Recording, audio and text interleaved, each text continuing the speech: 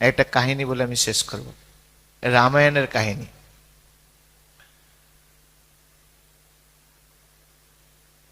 লঙ্কা অসুরকুল আর রামচন্দ্রের বানরকুল যুদ্ধ শুরু হয়ে গেছে। এক অসুর, ভয়ঙ্কর অসুর এসছে এখানে। সে এসে দেখছে এই বানরেরা কেউ মরা যায় না, আর সব অসুরদেরকে তারা মেরে ফেলছে। রহস্যটা কি?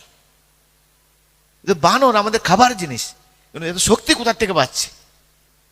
তো ওরা দেখছে একটা পাথর নিচ্ছে, জয় শ্রীরাম বলুন, জয় শ্রীরাম বলে পাথর মারছে।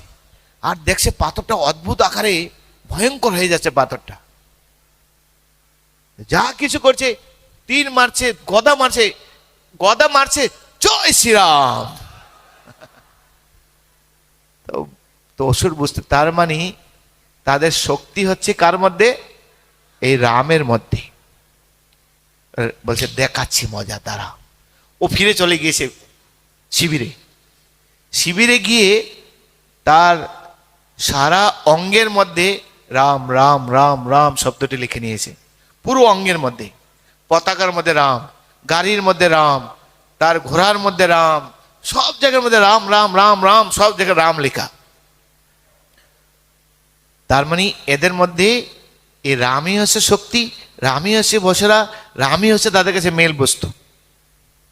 এবার সে যুদ্ধে এসছে, সবাই দেখছে, আরে এ তো মহান ভক্ত চলে আসলো। চারিদিকে কি? রাম আর রাম আর রাম।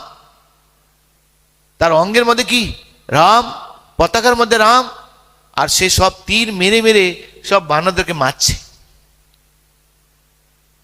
এখন সবাই তাকে তীর মারতে পারছে না, কেন? অঙ্গে কি নাম লেখা? তো রাম ভগবানের নাম, আর নাম সব অভিন্ন।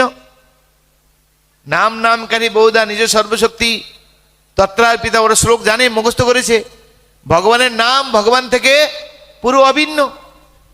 তাই ভগবানের নামকে যদি আমরা আঘাত করি, তার কে আঘাত পাবে? প্রভু আঘাত পাবে। সেজন্য কেউ আর অস্ত্র শস্ত্র মারতে পারছে না। আর এই ফাঁকে ও বলছে আহা, এবার পেয়ে গেছি অস্ত্র। কেউ কিছু করতে পারছে না, আর সবাইকে ধরে ধরে খেয়ে ফেলছে, মেরে ফেলছে সবকিছু। সবাই চিন্তাগ্রস্ত হয়েছে কি হবে। লক্ষণ আসলেন। লক্ষণ এসে দেখলেন, আরে পুরো রাম রাম লেখা, কি করে তীর মারবে? তীর মারতে পারছে না। আর ওই ফাঁকে সব অসুরকে মারা শুরু করে দিয়েছেন। সবাই চিন্তাগ্রস্ত, হাহাকার পড়ে গিয়েছে নাম রামচন্দ্রের সৈনিকের মাধ্যমে। তখন বিভীষণ প্রভু রামচন্দ্রের সঙ্গে যুক্ত করেছেন, প্রভু বুঝতে পারলাম তোমার সমস্ত অঙ্গে তার নাম নাম লেখা, তাই তুমি কোথাও অস্ত্র মারতে পারছো না। কিন্তু যখন হা হা বলছে, তার মুখের ভিতরে তো রাম নাম লেখা নেই।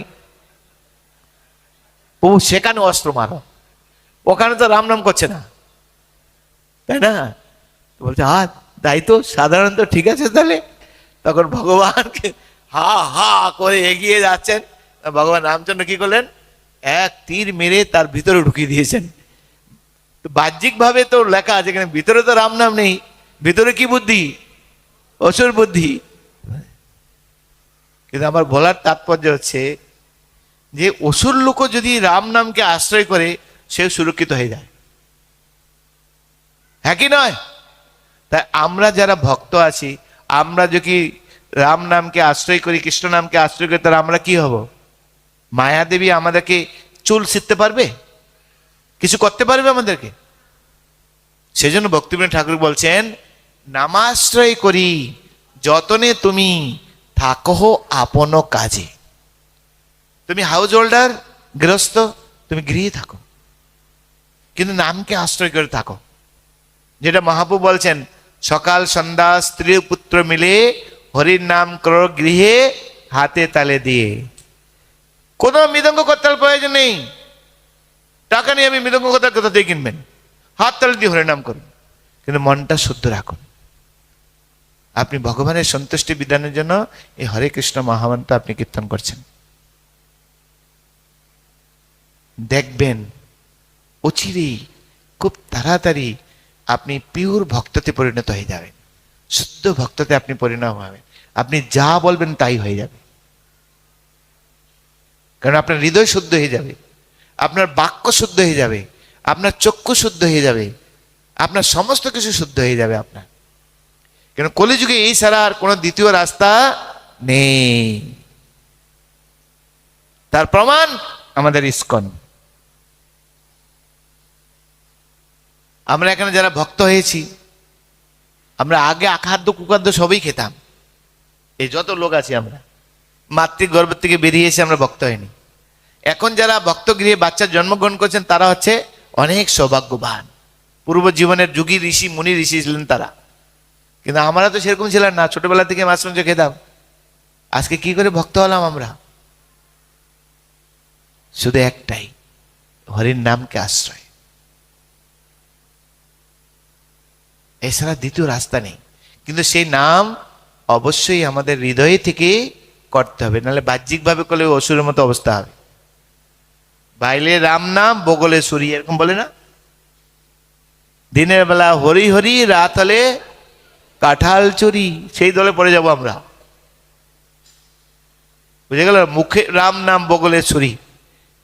রাম নাম করছি আর ভিতরে কার অনিষ্ট করব, কাকে খাবো, কাকে মারবো, কাকে নষ্ট করব, এইসব প্ল্যান। মহাপ্রভু ডান্ডা মারু ধরে। কি করতে হবে আমাদেরকে? সিম্পলি সিম্পলি একদম সরল ভাবে অপরাধ শূন্য হয়ে লও কৃষ্ণ নাম, কৃষ্ণ মাতা, কৃষ্ণ পিতা, কৃষ্ণ ধনপান। গ্যারান্টি, আপনি যেই হন আপনি মহান হয়ে যাবেন। ভগবান আমাদের পাণ্ডিত্য দেখেন না, ভগবান আমরা কত সুন্দরভাবে প্রবচন দিচ্ছি, ভগবান সেগুলি দেখেন না।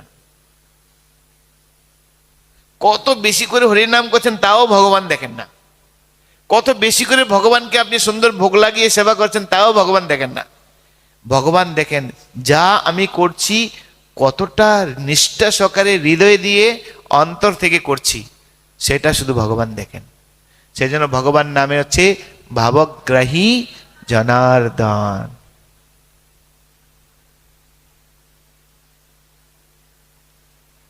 হে কৃষ্ণ করুণার সিন্ধু, তারপরে কি?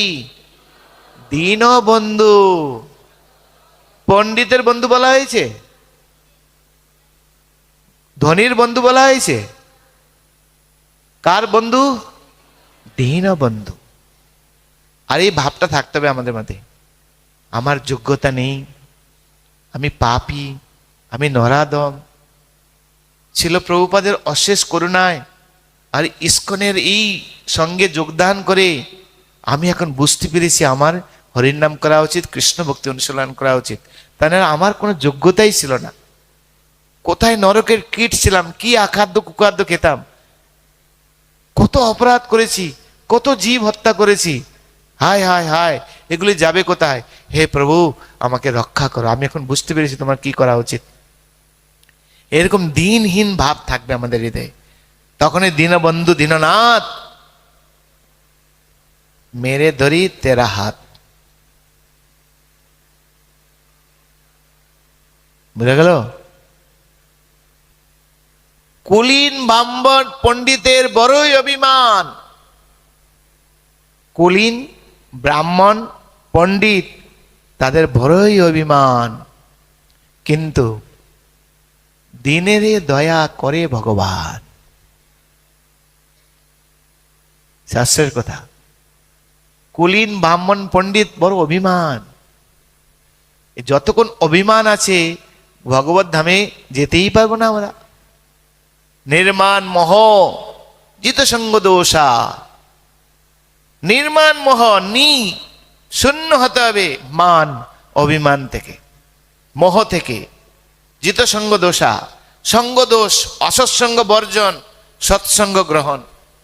অসৎসঙ্গ মিনস যেখানে কৃষ্ণ কথা আলোচনা নেই, সৎসঙ্গ মিনস যেখানে শুধু কৃষ্ণ কথা আলোচনা হয়। তা অসৎসঙ্গ ত্যাগ, বৈষ্ণব সঙ্গ গ্রহণ। জিত সঙ্গ দোষা। আধ্যাত্ম নিত্য, কোনটা নিত্য কোনটা অনিত্য বিচার পরায়ণ হতে হবে, জানতে হবে। সুখ দুঃখ সঙ্গের এই জগতে সুখ আর দুঃখ অনিত্য, এর পাল্লায় পড়া যাবে না। না সুখের কামনা করব, না দুঃখ কামনা করব। ভগবান যেভাবে রাখবেন সেটাই আমার কাছে সুখ, এই চিন্তা করতে হবে। কারণ ভগবান যা করেন আমাদের অমঙ্গলের জন্য কখনো করবেন, তাই যেই পজিশনে রাখবেন সেটাই আমার জন্য ভালো।